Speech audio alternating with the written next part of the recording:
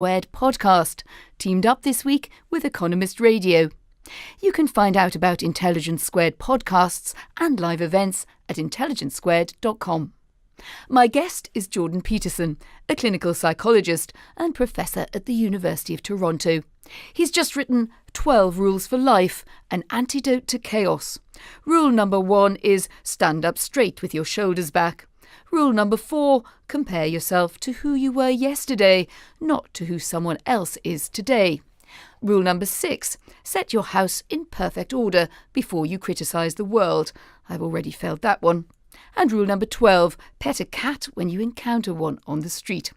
So far, so modern folksy, but Peterson is best known these days as a scourge of much modern liberal thinking, a stance that's brought him a vast following of fans and detractors. It all began when, beyond the lecture hall, Peterson took to answering questions in an online forum. He says his procrastination-induced musings hit a nerve. They certainly did. He now has hundreds of thousands of followers on social media. His YouTube channel has over 1 million subscribers, with videos such as Identity Politics and the Marxist Lie of White Privilege, and the psychological significance of the biblical stories. He wants to bring order to a world of chaos. Jordan Peterson, welcome. Thanks very much for the invitation. Why do you think that your book, 12 Rules for Life, on the bestseller lists already, and the online videos with it, have struck such a chord? What's the zeitgeist? Because I'm firmly on the side of my viewers and readers, and I'm doing everything I can to help them understand how to live responsible and meaningful lives, and that there's a conjunction between those two issues of responsibility and meaning that hasn't been addressed properly in our culture for a long time. And when you say your viewers and readers, are you thinking here of a specific group of people? Are these targeted on a particular group? No, I wouldn't say so. I have more male viewers online, but on YouTube, the standard viewer is male, so it isn't obvious that that's a consequence of my philosophy, let's say, more than an artifact of the technology.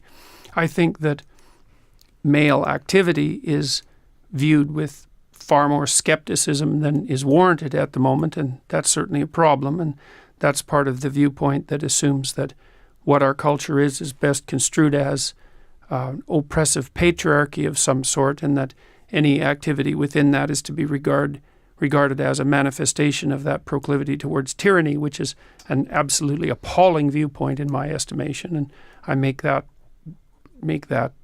what would you call it, opinion quite clear. But for me, most of this is a matter of psychological endeavour, not political endeavour. We might come back on the proclivity towards tyranny later on, and how that relates to how you see this argument.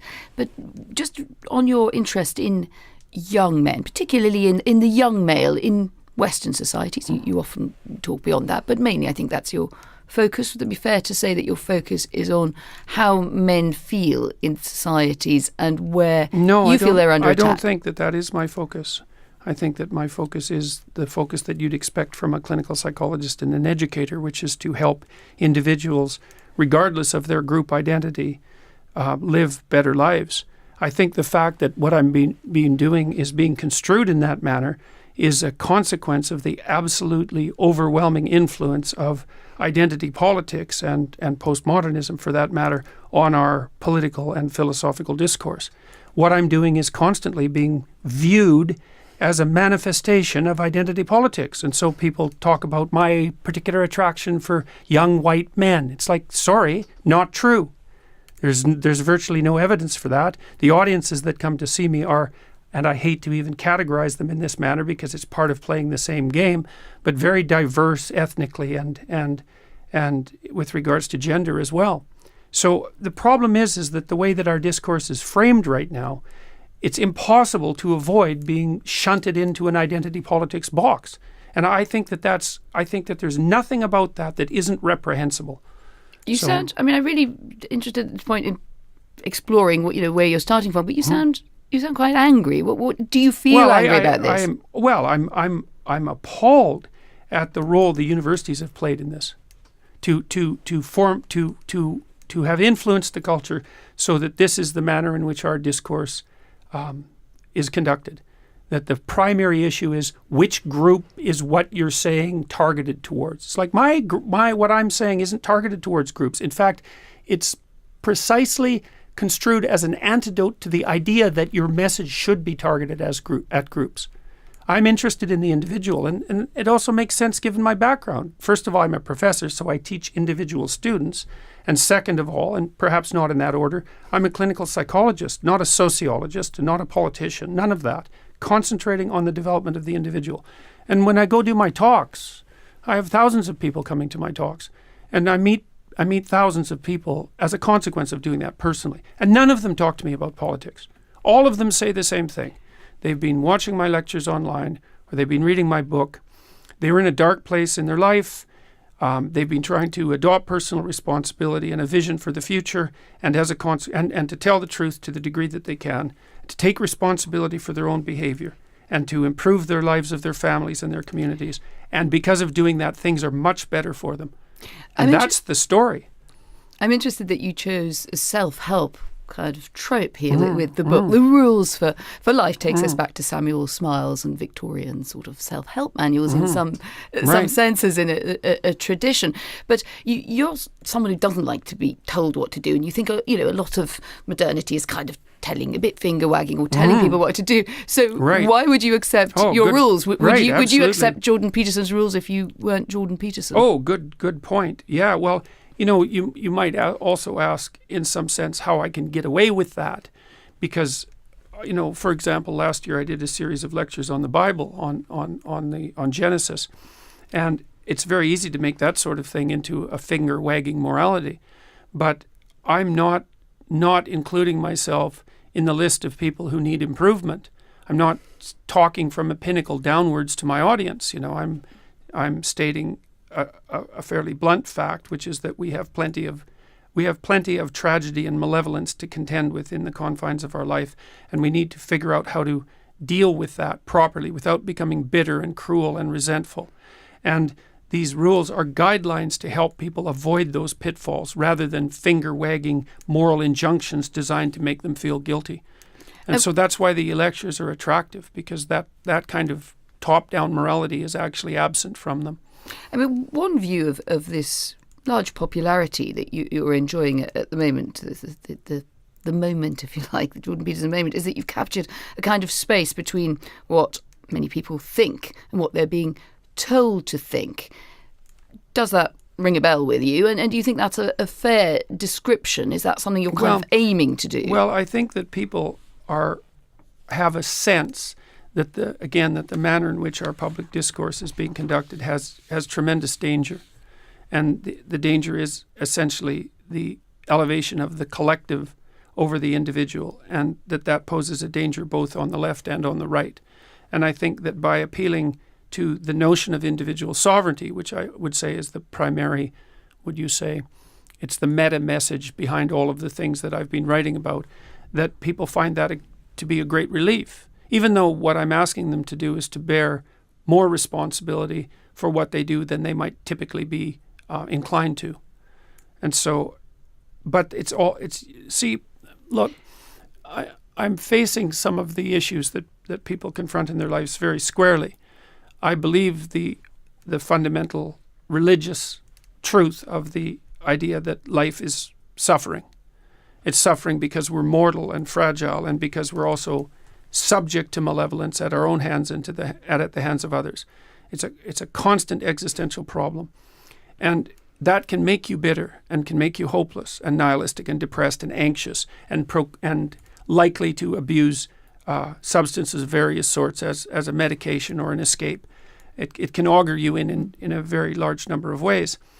And I'm suggesting to people that there is a way out of that. And the way out is to confront that forthrightly and to adopt responsibility in your own life and to try to make the world a better place, and that it's necessary to do that. And that if you don't do that, that things go badly. And it's a relief to people to hear that, because they know it. They already know it. So get a grip on yourself. Well, it's more find something in your life that's so worthwhile doing that the fact that you're going to suffer is justifiable. But if that something of value were, for instance, for someone to decide that they are a radical feminist or a radical trans campaigner, that would be something of great value in their lives. But these are not positions that I think you think have been hugely helpful. It's generally not of great value in their life, because what they're doing is abdicating their personal responsibility to live by their own truth, let's say, to adherence to an ideology.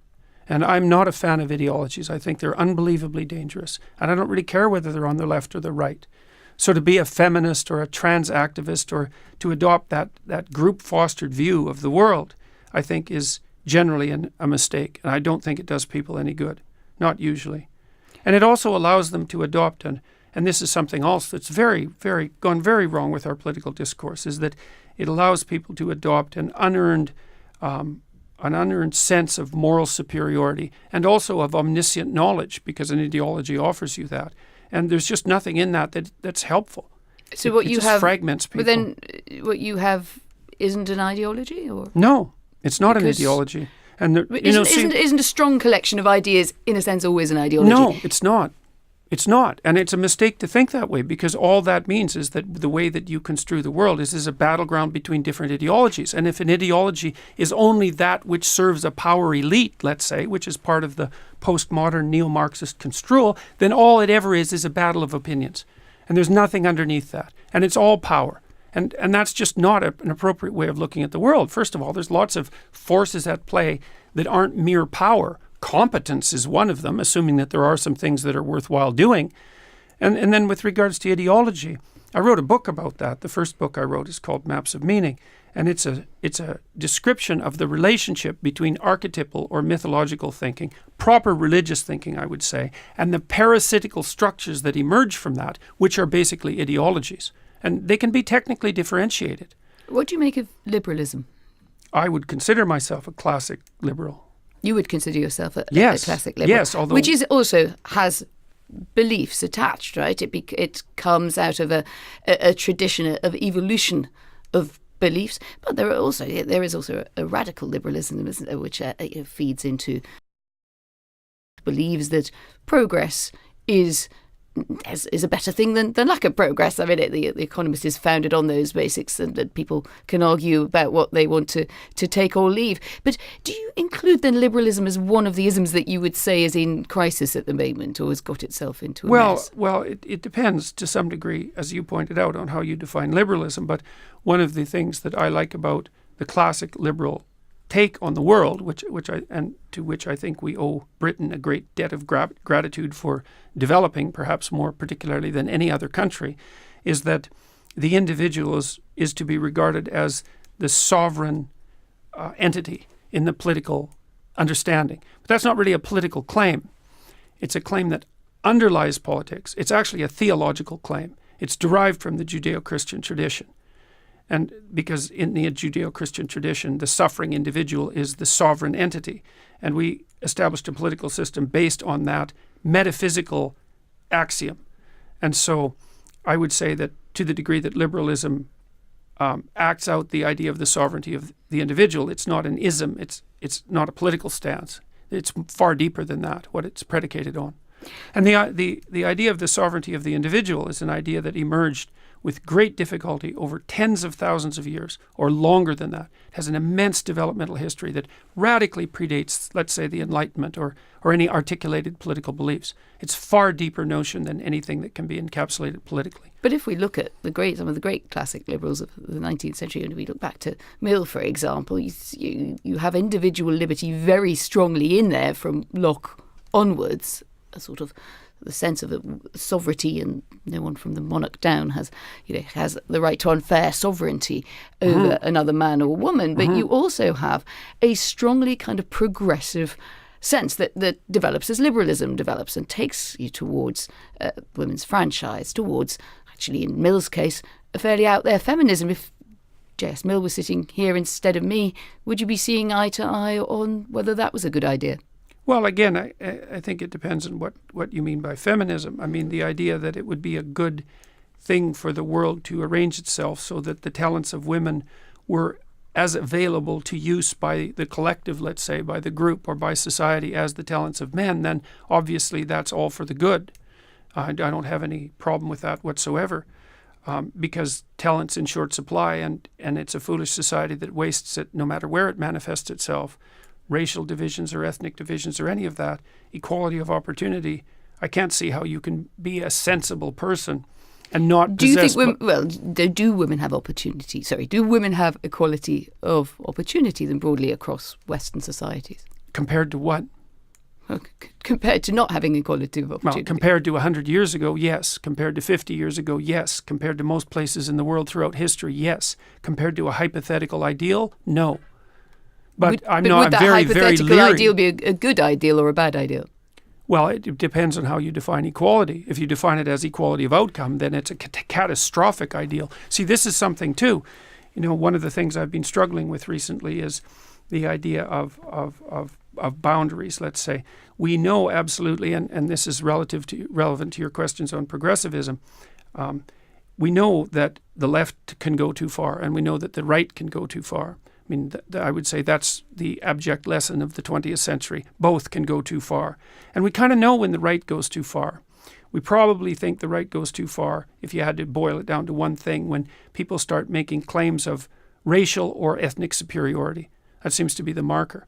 But we don't know when the left goes too far. And the left, to be frank about it, isn't very careful about differentiating itself into those who are pursuing a reasonable progressive agenda and those who have seriously gone too far. And I would say that when people push an equality of outcome agenda, they've gone too far. Even though it's not as blatantly horrifying, let's say, as claims of ethnic or racial superiority, the consequences of playing that idea out in the world are seriously not good. But surely they are, they're two kind of doorstops at the far ends of the arguments. I mean, very few people, I think, on the left, and there would be some who would advocate for absolute equality of outcome and everything it would take to achieve it's that. It's not so clear to me Similarly, that that's a minority view. There may be lots of things that are wrong both on the left and on the right that don't involve the right being overtly racist and the left wanting absolute equality of outcome. It's a space surely in the middle that matters, and that's why I suppose people feel that sometimes your argument is almost sort of, it's driving towards picking the fight rather than liberalism would, I suppose, encourage you to take the best, and we can have the argument about what's the best and what's the worst of everything that's in between. No, I think that the left poses a far greater danger than your analysis suggests. I certainly see this in the universities. And the drum is being beat very, very hard, perhaps not so much here, but in North America, for equality of opportunity or equality of outcome under the rubric of equity. And equity is essentially a doctrine that fosters the notion that equality of outcome is not only desirable, but should be pursued as an object or as an explicit aspect of public policy. The idea being that if there isn't equivalent representation of all possible groups at all possible levels of all possible hierarchies, that indicates a tyrannical prejudice that needs to be rooted out. And that's having an absolutely pernicious effect on institutions, especially educational institutions in North America. It's an increasingly widespread view, and I think it poses far more danger than you think. Is it possible that views become more attractive when something is dissatisfied and when aspirations have not been met, which are reasonable aspirations to have, and you can then say that the answers are wrong or that they distort. Sometimes. But so I suppose I'm trying to say, if this is such a popular view, to cite your example on campuses in North America, it may be that there's something out there that existing society has not satisfied. What hasn't satisfied the ever-present human tendency towards envy and resentment, that's for sure. So that's all that's driving it? Not all, but it's a tremendous amount of what's driving it, and an absolute lack of gratitude for what we've managed to accomplish and what we have in front of us. I mean, unfairness, does that figure? Well, unfairness is a very ill-defined term. I mean, it's not so obvious either. It's not so obvious what's fair. So, for example, I got embroiled in a dispute the last time I was in the UK about the issue of the gender pay gap.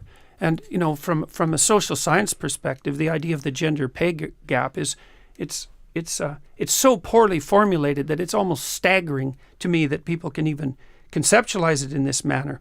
It's not a univariate problem. It's a multivariate problem. Men and women don't make the same amount of money. So we can break it down and then we can go through not only could we have to. Good. And we can't assume that just because in all situations women don't make as much money as men, although there are some situations in which the reverse is true, by the way, that the reason for that is prejudice and oppression.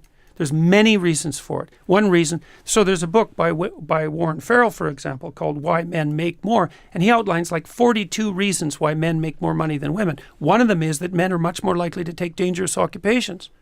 Well, let's have a go, if fact. not at 42, at some of the reasons. But perhaps just start by talking a bit more about gender with you, that unfraught territory, which always seems to go well. Do you agree with people who hold that broadly gender is a social construct? No. I don't hold with those people at all. Why? Yes. Well, because first of all, that's an axiomatic pronouncement rather than a consequence of the analysis of the empirical data. And I mean, what do you mean a social construct? Genitalia aren't a social construct. Differences in height aren't a social construct. Differences in weight aren't a social construct. What we deduce from our genitalia is to an extent constructed, right? Well, because there's environmental and cultural effects on anything that's complex, and that's certainly the case. And differentiating what those are is a very difficult thing to do. But the psychometric work on that has already been done and done well. And what do you mean by the psychometric work? I mean, psychologists in particular have spent 40 years sorting out an empirically derived model of personality. That's the Big Five model, which is well accepted among personality psychologists in the mainstream, most of who lean left, by the way, by an overwhelming majority. So there's no right-wing conspiracy. It's a taxonomy, right? It might be five, might be six. I mean, they could be wrong. Yeah, but one of the things that's interesting about the taxonomy is that it was atheoretically derived. It's purely a consequence of statistical analysis. And so I'm not sure where that's taking us on how far gender is socially constructed. So the first thing to do is to figure out what the parameters are when you talk about something like gender. So the parameters are, say, parameters of temperament, because you said, well, we're not going to talk about the biology, we're going to talk about what's derived from that. So we might say temperament. Okay, so we know the temperamental dimensions. We know that they differ between men and women, and they differ cross-culturally. But more importantly, this is the crucial distinction. Well, we don't know, because, I'm just looking at a piece of recent research on the brain, which concludes there are not two types of brain, and there are other researchers. Who did the research? No, it's the New Scientist. Scans prove there's no such thing as the male or female brain, just so you know what you're dealing with. Nobody who has any sense would ever claim that there was a male and female brain. Okay. These differences aren't absolute. But do you want to, so shall we just take that as a question? Do you want to engage that question on two types of brain, and then we can be a bit clearer on the question? Well, there aren't two types of brain, and men and women are more the same by personality than they are different by a substantial margin. There's more similarity than difference. If there's more similarity than difference. But that doesn't mean the differences are irrelevant. So let me give you an example. Right. So if you picked two people at random out of the population and had to guess who was more aggressive, and you guessed the man, you'd be right 60% of the time. That's about the magnitude of the difference between men and women. Well, that's 60-40. It's not that much of a margin, right. is it? That's exactly right. But, and this is where things get more sophisticated. All right, so then imagine that you had to pick the 1 in 100 most aggressive person and put them in jail, which is what we do. They're all men. So even though at the midpoint, the difference between men and women isn't that extreme, at the extremes, the difference is extraordinary. And most of the activity, or much of the activity in complex situations, happens at the extremes. So men are more interested in things than women are, and women are more interested in people than men are, on average. And those differences are largest in Scandinavia, by the way. So there's no evidence that they're socioculturally constructed. And one of the consequences of that is that if you leave men and women to make free choices... Well, let's put aside that Scandinavia is not just one country, and it has lots of different cultural political differences within Sure, but the point is that, and this is the fundamental point, is that the more egalitarian the country, the bigger the differences between men and women. The bigger. I have no idea how one could possibly conclude that. You rank order countries by their sociocultural policies from egalitarian to non-egalitarian, and then you look at the magnitude of the differences in temperament in men and women in those countries. And you do those analyses depending on your publish definition them. of temperament. Yeah, but there isn't a definition of temperament that exists that's valid outside of the psychometric community. Well, and so this is well-established science. We're science. locked into a particular definition within what you call the psychometric community, and other people may see the world very differently, and I have evidence from my dealings, whether I'm a man, whether I'm a woman, whether I'm looking at how we get along together and what we do to improve matters, that doesn't conform to that. I mean, the question is then, what is the evidence? The fact that someone has an opinion about it isn't relevant. The relevant issue is what the evidence suggests, unless you're willing to throw out the scientific enterprise, which I wouldn't recommend. No, I'm not. I'm certainly not doing that. But I do think that to pin it to a narrow definition of psychometric testing, it's not narrow. It's 5-dimensional. It's 5-dimensional. It's not narrow. The whole world only has 4 dimensions. 5-dimensional model is actually extraordinarily sophisticated. If it's got 4 dimensions and then we're into 5, that's magic. Well, you have 5 dimensions. There's many multi-dimensional spaces, but reality itself has 4 dimensions, and there's plenty of complexity in that. Let's come back to your evidence. Absolutely come back to evidence, but also to what you make of the evidence, because trading. All I make of the evidence is that there's multiple reasons for gender differences. So what do we then do with this? Let's say that we decide that there are differences, and we can argue whether it's about the average. I mean, who is the average woman? Am I the average woman? Are you the average man? Some ways probably, in other ways not. Right. Okay. Good to know.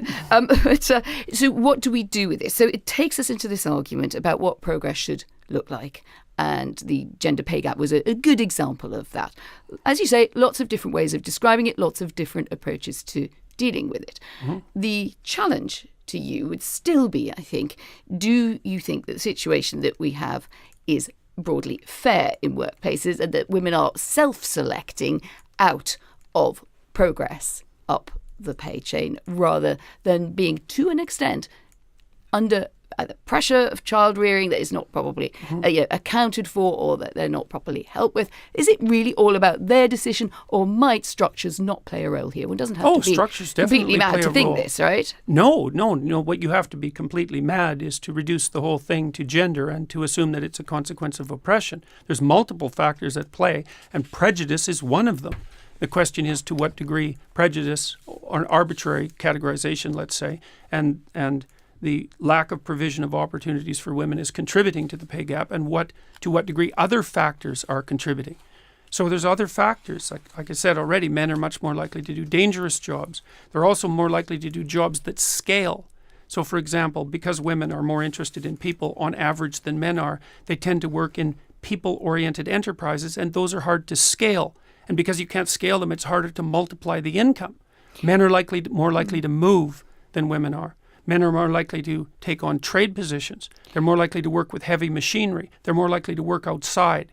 All of these things add to the... But if you cashed out, sorry to interrupt you there, but if you took out working with heavy machinery, which some women do, but more, we will say, right, more men will elect to do that. There's quite a lot of things in there where they're being nudged. We're all nudged throughout our life to certain choices. We don't have to accept the nudge. But then would you accept that women have lacked opportunities, that they've lacked, the nudge has not operated in the same way? So for you to say, end up... Over what time span? Well, you can choose your time span, say 100 years if you like. I would don't say really mind the time span. The point is, are women, in a sense, already going through a number of gates in life, and some of them are wider than others? It's complicated. I mean, I think men were directed down narrow pathways in ways that women weren't.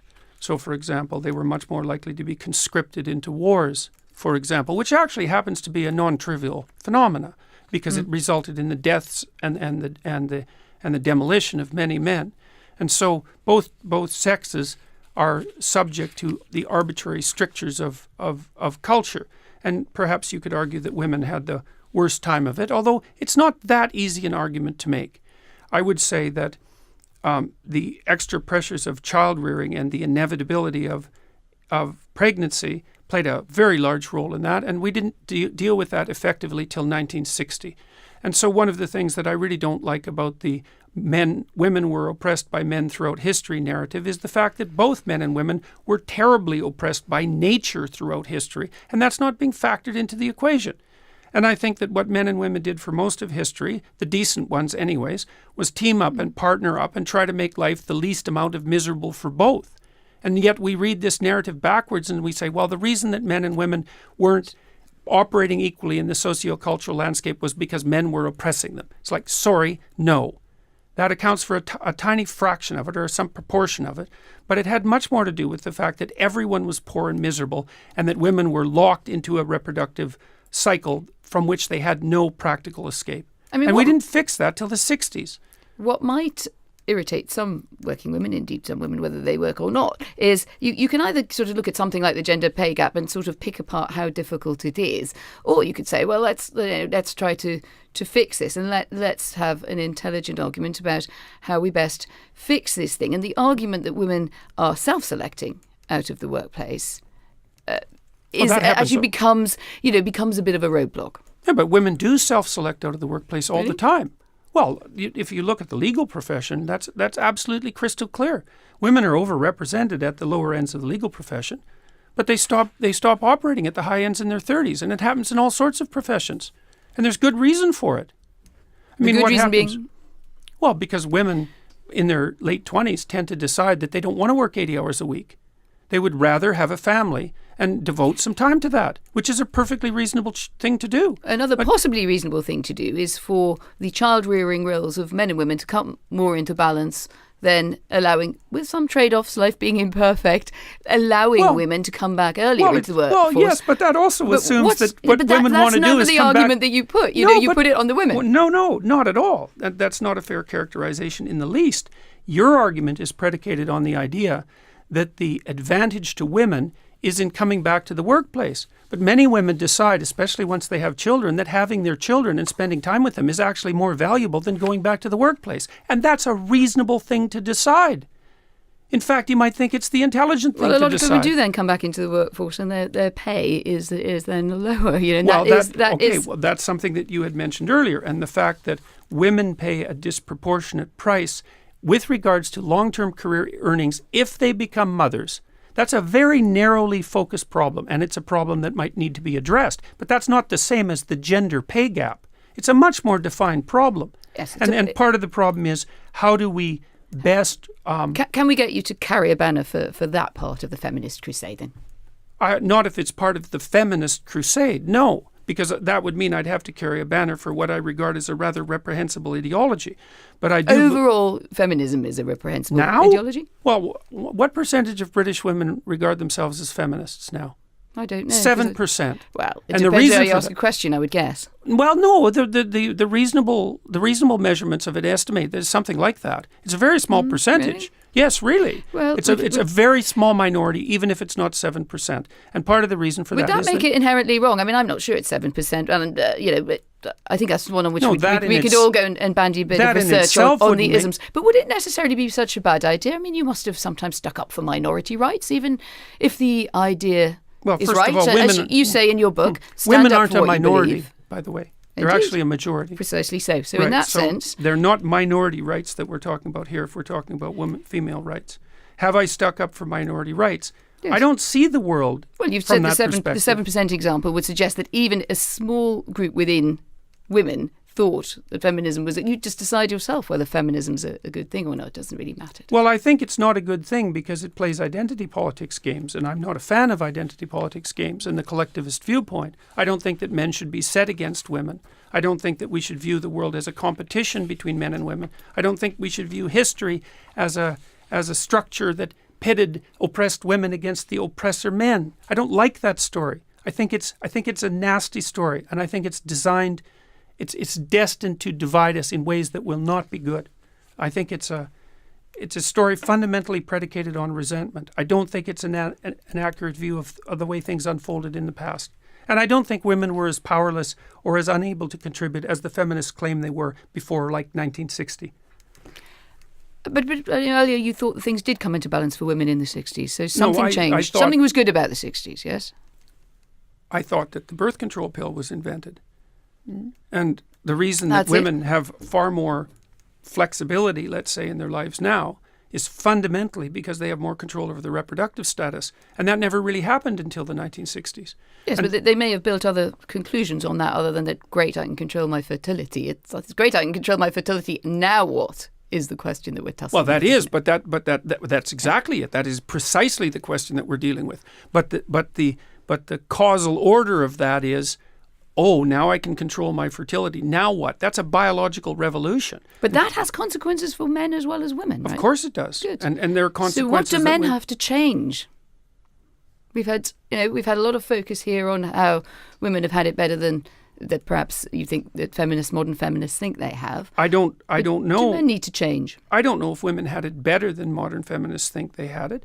I think that if women had it hard in the past, which they certainly do, that the amount of that was attributable to male oppression is far smaller than the feminists claim, because nature had her hand in that. The average person in the Western world in 1895 lived on less than $1 a day in today's money. That's below the UN guidelines for poverty. So life was very hard for men and women for almost all of human history. And to view that as part of an oppression narrative on the part of men, I think, is one of the things that is very hard on young men, for example, when they're trying to take their place in the world.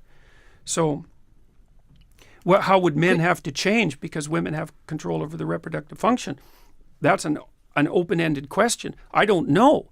Casual sex is much more available than it used to be. That's one way that men have been able to change. They haven't had to take on responsibility for adopting a long-term monogamous relationship in order to get sexual access. So that's a big change. It's also enabled men to not grow up to quite a great degree. I'm not sure if you're welcoming that or I'm not saying it's a good thing. It is very complicated. So movements that bring that whole difficulty of the mating game or the hookup culture into the debate must therefore be a good thing, and presumably you would also I shouldn't use the word presumably, but would you welcome that? I think there's very little good about the hookup culture. I think there's very little good about casual sexual relationships. I don't think they're good for men or for women.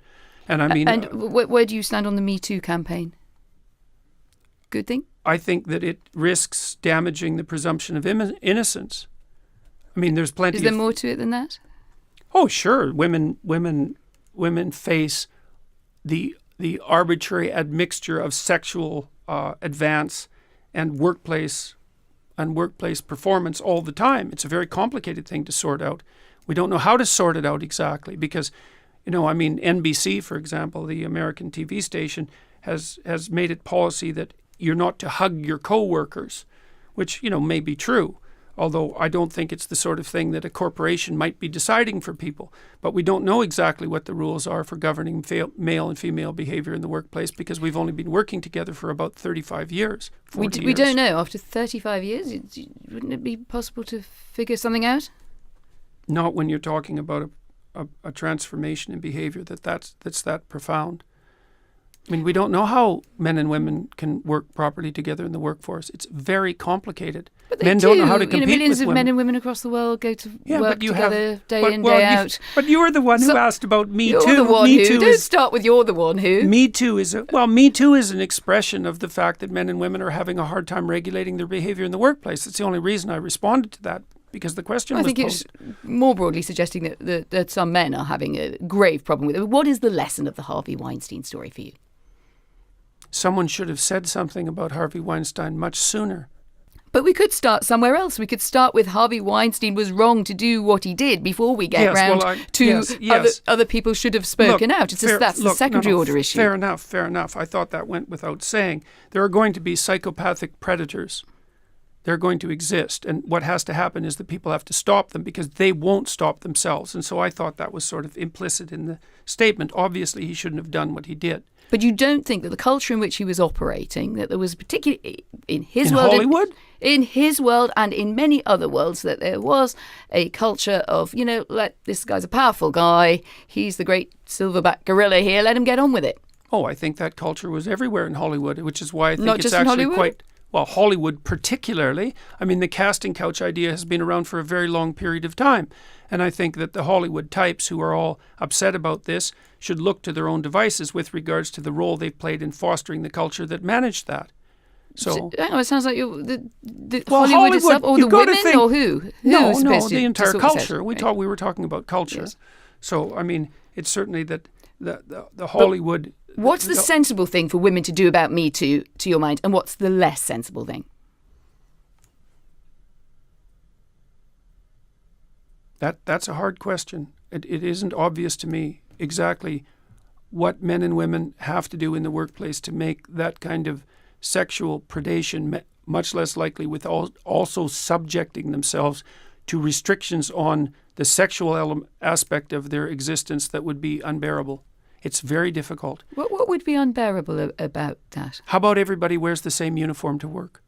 I think That's what the Maoists... Well, look, if you want to eliminate the differences between men and women sexually at the workplace, you have to constrain the sexual differences. I mean, men wear suits to work. Well, we right? don't have to eliminate the sexual differences for people to work together with respect. You have to eliminate them to some degree. Why? I'm genuinely because you're trying puzzled. The question here is, to what degree should sexually related behavior be impermissible at the workplace? Well, It depends on how you define it. Should you be able to dress attractively? And if you can dress attractively, what do you mean by attractively exactly? Like precisely. I got into trouble. I mean, I hope I dressed nicely today. You look very well dressed to me, right? You're a man, I'm a woman. We're both nicely dressed. Now we're getting on with the interview. What's the problem or perspective? Well, the problem is the boundaries of what constitutes nicely dressed.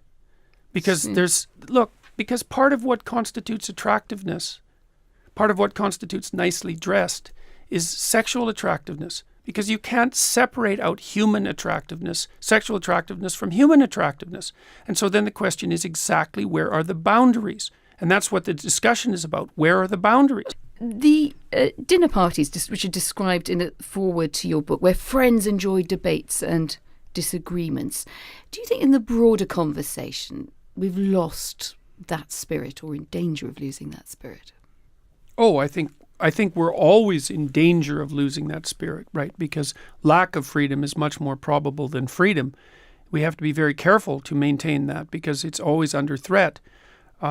But I do feel that it's under threat now. I think that people are very careful about what they say in ways that aren't good. I think the fact that many comedians won't perform on university campuses now is a very good indication of that. That's a canary in the coal mine scenario, that. But let's just stick for a moment on kind of polarization as it affects someone like you or someone with your message. In one sense, we're arguing that polarization of society is a bad thing if people no longer have a shared space or shared understanding even of debates and disagreements and nuance. And yet, aren't you part of that problem? You're absolutely of the culture that upvotes, that downvotes. Looking at the sort of sideline on one of your YouTubes, and there's a lot of Jordan Peterson destroys so-and-so, kills someone. Yeah, well, this seems to me a very odd and reprehensible kind of sort of consequence of some of the way that your argument is presented. And do you feel any responsibility there? Well, I feel responsibility, I suppose. The question is, what's the proper level of analysis, let's say? Well, okay, so first of all, people are making 4,000 videos out of my videos a week on YouTube. And so we're going to expect that there's going to be a tremendous amount of variance in how people do that. And they're competing for views, just like the mainstream media is competing for views. And one of the ways to compete for views is to become sensationalistic and to capitalize on polarization. And I think that's a very bad idea. And I think a lot of that is happening. Do you think you ever fall into that trap? Ever?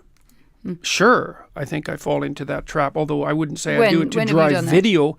Well, because of my distaste for what's happening on the university campuses and my embarrassment at being associated with that because of my academic standing, let's say, I perhaps become more irritable about the fact of identity politics than might be optimal. Although I think in the main I'm quite careful and often under extreme duress. And I think that that's worked to my credit. So what have you said? Have you felt, and I think this is a sort of social media environment sometimes pushes many of us in this direction in fairness. What have you said then about identity politics, or possibly when you ended up in a big argument about trans rights? Have you said things that you regretted?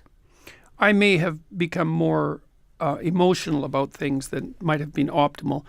In terms of things that I've said, no, that's been okay so far. And I've been very careful about what I've been saying. And do you think that people hear things the way that you see them? I just watched a lot, as you say, a lot of videos have been made and they're often sort of cut from lectures or appearances. But when you talk, say, about domestic violence, and there's a sort of thesis behind it, and I'm putting it in a bit of a nutshell here, so feel free to rephrase it, that men are, in the end, if men are pushed too far by a too aggressive a feminism, there will be a backlash, and that there is, there's a sort of undercurrent of violence, be it verbal. Oh, that's a warning, not a warning, not a commentary it's a on the warning utility that kind of that. suggests that there may be sort of fault in those who push progressivism too far. They will get a backlash. Some people, of course, see that as a bit of a permissive environment for bad behaviour. Well, people tend to confuse describing the likelihood of something with supporting the fact that it exists, and I'm describing the likelihood of something, not supporting the fact that it exists. If you push too far on the left, you're going to get a backlash on the right. That's how things work. And this is just a derivation of that as far as I'm concerned. How does that work in the context of domestic violence? Oh, I don't think it's applicable in the context of domestic violence at all. I think those things are completely separate issues. I mean, you were mentioning to me just as we were chatting. And I was speaking only politically with regards to the backlash. That was a comment on political backlash. It had nothing to do with domestic violence. That's a whole different issue. But violence often pops up in your work as something you think drives things. That I think you've said in relations between men are regulated by a background threat of force, and in a sense that's why men have difficulty with women. Is it really so? No, that's why men have difficulty with women who are completely out of control. But who should control women?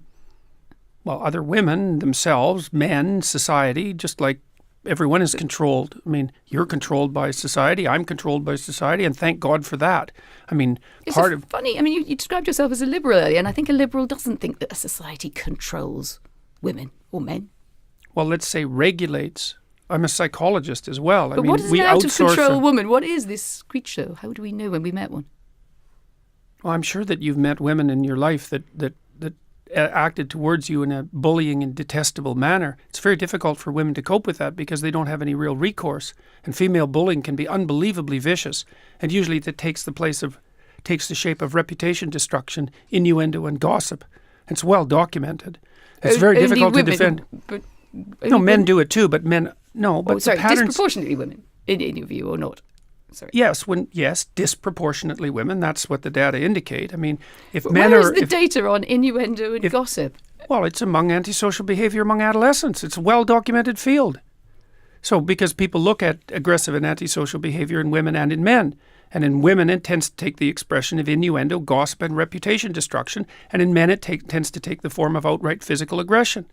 There's a whole literature on that. It's not a surprise to anyone. This has been known for 30 years. I mean, the rates of antisocial... I think the idea of the female gossip probably predates 30 years. Well, it does. By a long time, but that doesn't make it gospel, but really, people does it? No, it doesn't. But people have looked at how women express... Look, women have to express aggression somehow unless you're willing to say that they're not aggressive. They tend not to do it physically, not to the degree men do, so they use other channels. And what other channels are there other than physical aggression if you're going to be aggressive? Well, you go after people verbally. You go after them with innuendo and gossip and reputation destruction. And that's how it works. And just to be clear, that you think that's predominantly a female modus operandi? It isn't that I think that. Well, it's that the clinical literature indicates that.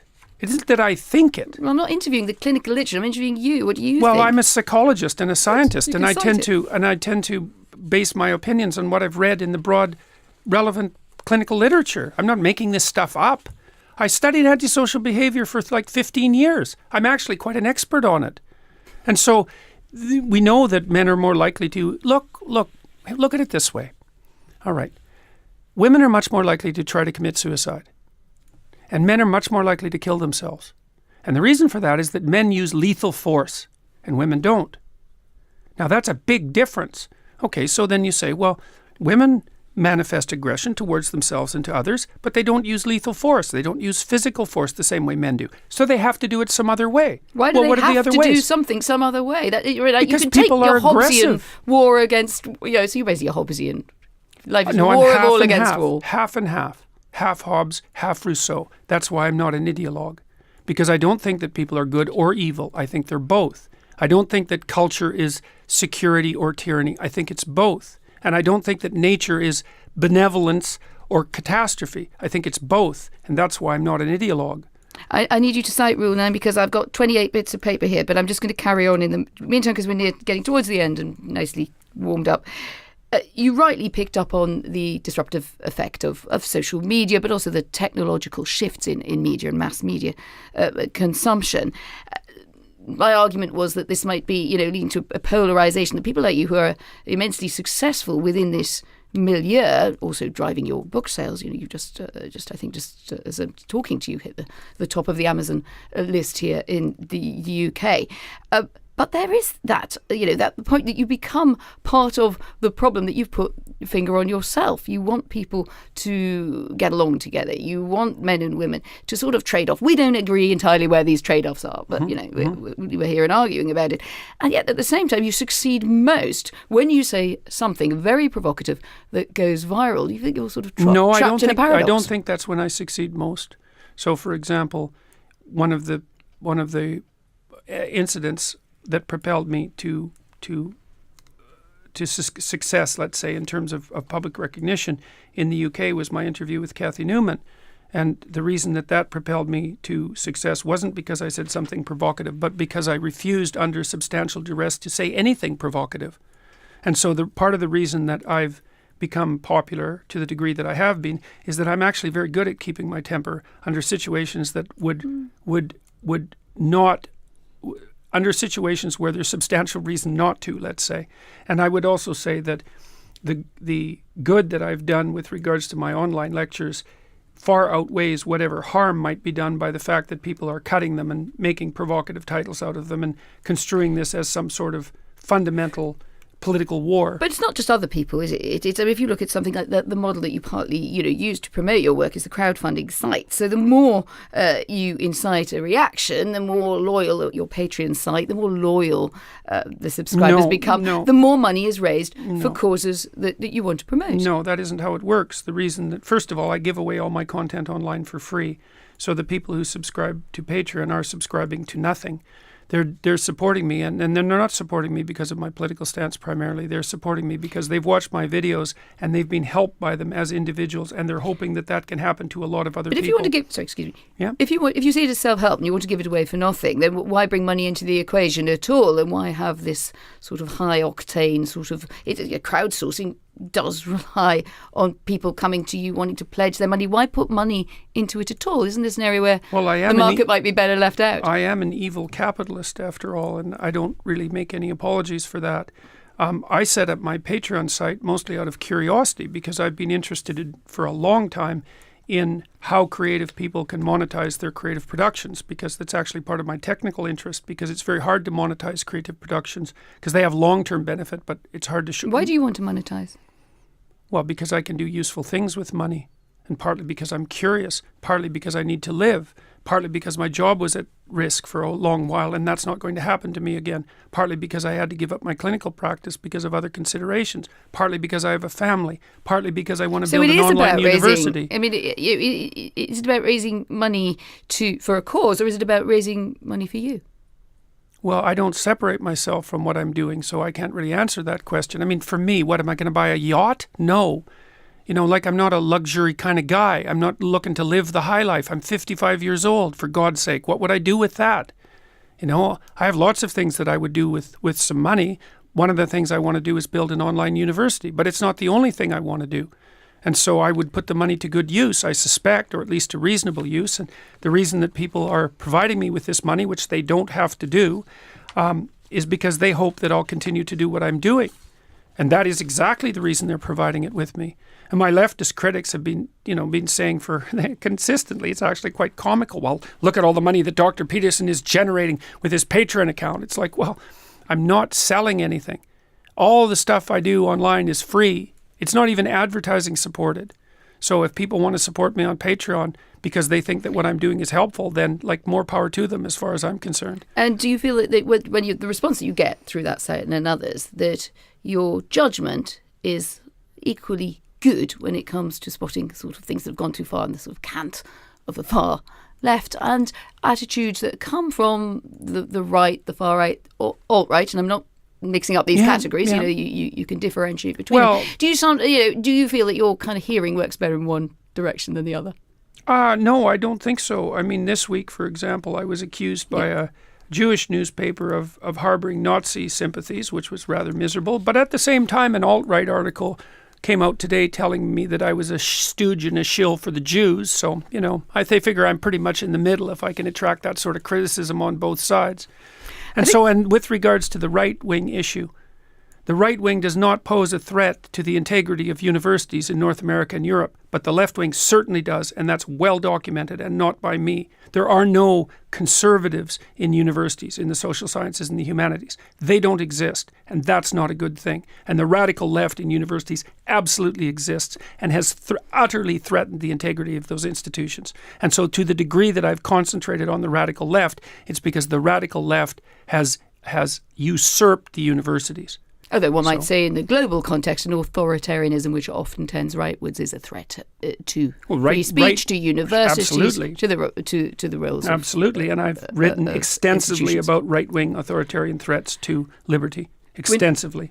Let's not ignore the big American elephant in the room. Donald Trump, do you see him as an expression of a lot of the attitudes, the kind of unhappiness, discontent that you described in the book? Not really. Or something sui generis, something different? What do you make of it? Well, first of all, Americans have voted 50% Republican and 50% Democrat for like 5 elections in a row. Nothing changed.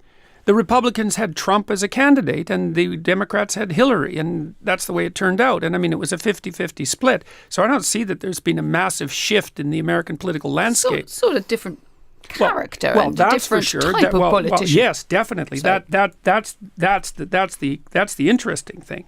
I mean, Trump did something very interesting in the primaries and in his grip on the Republican nomination eventually. And I don't know really what to make of it. It's certainly to some degree the fact that he won was an expression of the fact that people were discontented with the Democrats' tilt towards identity politics because they lost a fair bit of their working class base. But I think that can be laid entirely at the feet of the Democrats. They made a big mistake doing that because the working class needs a political voice. And the Democrats decided to play identity politics instead. So you blame them. Is anything wrong with Trump or anything he's negative? Well, there's lots of things wrong with Trump. I mean, it doesn't take a genius to lay them out. Well, he's rather bombastic. He seems to be somewhat on the narcissistic side. He's certainly a master at manipulating the media. I mean, so and he's a very peculiar character. It doesn't take a genius to list his faults. What Trump signifies, I don't know. I can't put my finger on him yet. Let's conclude with. I don't think he's the great coming of Satan, I don't think that America is any more polarized than it was in 1972. And the economy in the U.S. is booming at the moment. And he hasn't got us into any particularly idiotic wars yet. So I'm pretty happy about that. Liberalism, how does it need to change? You said earlier on that you were a classic liberal. We tussled a bit about what that might mean in terms of what causes you supported. It needs to dissociate itself from the radical left, which it refuses to do. It won't undertake the conceptual difficulty of deciding when the left has gone too far. And I've got to ask you, have you got a favourite feminist? Do I have a favourite feminist? I don't think of things that way. I'm not a favourite of ideologues. Do I have a favourite admirable woman? Who would be my favourite admirable woman?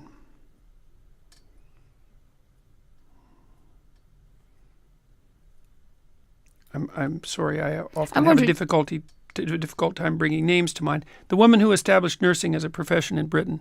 Florence Nightingale. Yes.